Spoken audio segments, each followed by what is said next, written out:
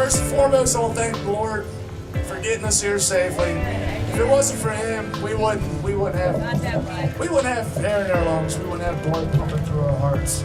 And second is my family, my wife, my daughter, my son. Amen with me. This is my beautiful daughter, Sierra. She's been in the ups and downs with me on this. I mean, she gave me the shut the F up dad look many times. Tired of hearing it. This is my beautiful wife. Get up here, boy. This is Cecilia. She's wanted to beat me in the head a couple times with the frying pan when she was cooking dinner. And you know, they've done so much to help me keep it in line when I was losing. This is my son here, William III. My brother Brian over there. They keep me together. These are the reasons why I exist. I was a bad guy a long time ago, and when he came into my life, I had to make a decision: live that way or live this way. And I thank God that I chose the right way, even though I screwed up along the way. I do my best, and I pray for forgiveness every day. And I gotta go.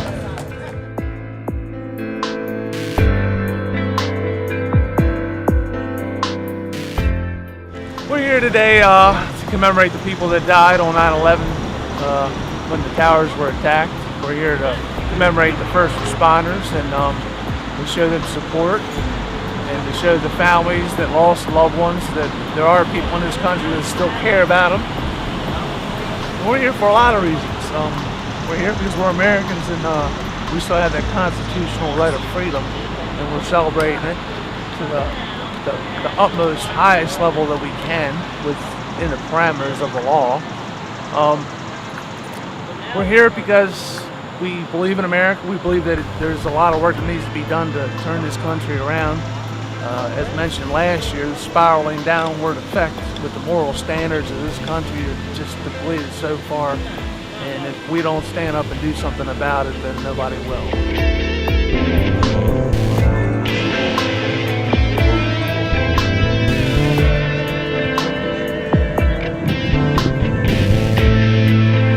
Out, networking with people, bringing people to common ground as far as unity, brotherhood, solidarity is key to our survival and our success in the future.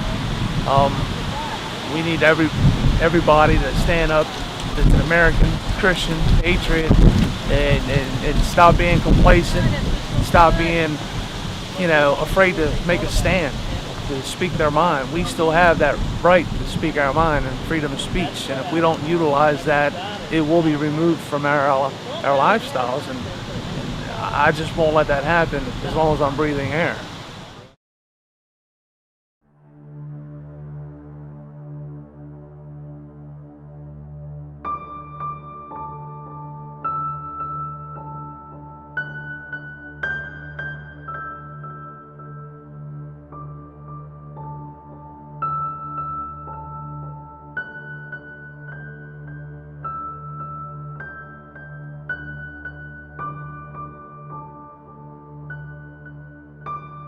I believe that most of the Harley dealers are liberal owned and yuppie Harleys, which saves the business, and that's fine. God bless them.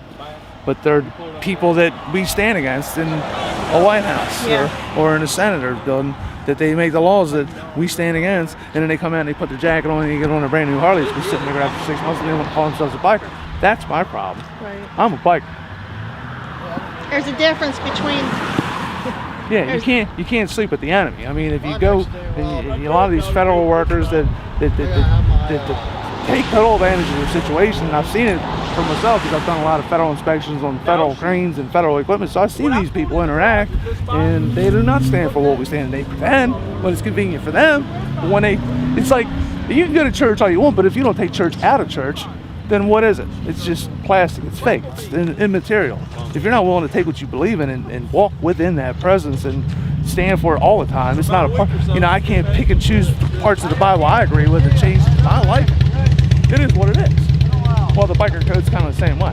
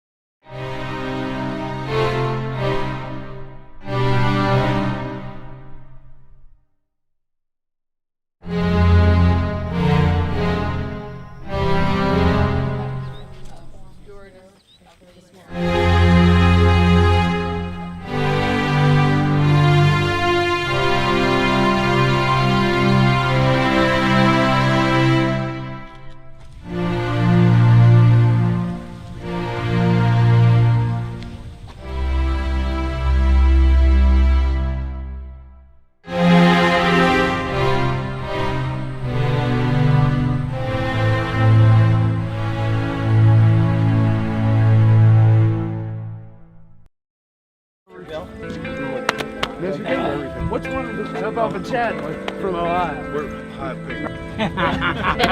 Brother, I speak to self. Thank you. Thank you, brother. Thank you. Awesome. Oh, thank you. Oh, why? Somebody had to start a good thing.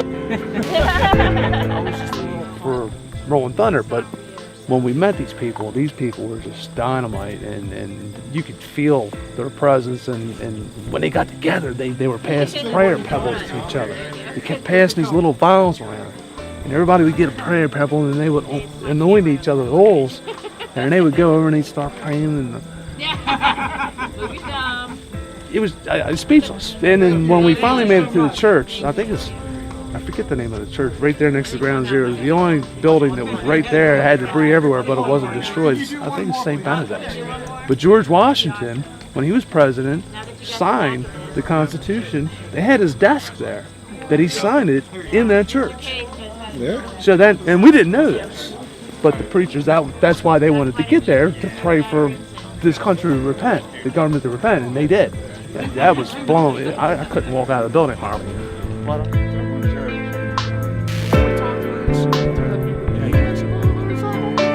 Yeah, I've been told by over 300 people, male and female, because of that damn